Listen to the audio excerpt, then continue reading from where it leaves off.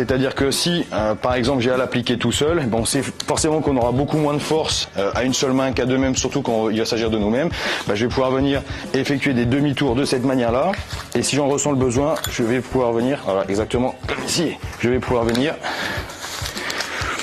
le bloquer.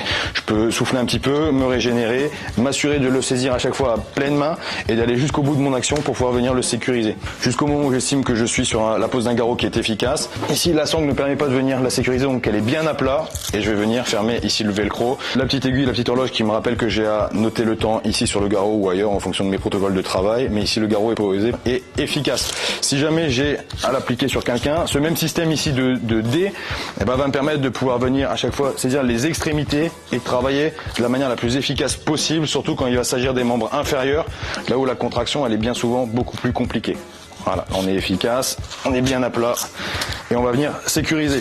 Sans que ce soit un garrot qui soit complètement révolutionnaire, c'est une évolution qui est intéressante sur un format qui est sensiblement le même que le 4. Donc ça c'est une marque qui est ukrainienne, qui est bien montée en puissance forcément tristement avec l'engagement qui est actuellement en cours à l'Est. Et puis surtout c'est quelque chose qu'on est capable de proposer aujourd'hui à un prix qui est extrêmement compétitif, à savoir qu'il se place parmi les moins chers du marché avec une des qualités de conception qui est actuellement la plus haute.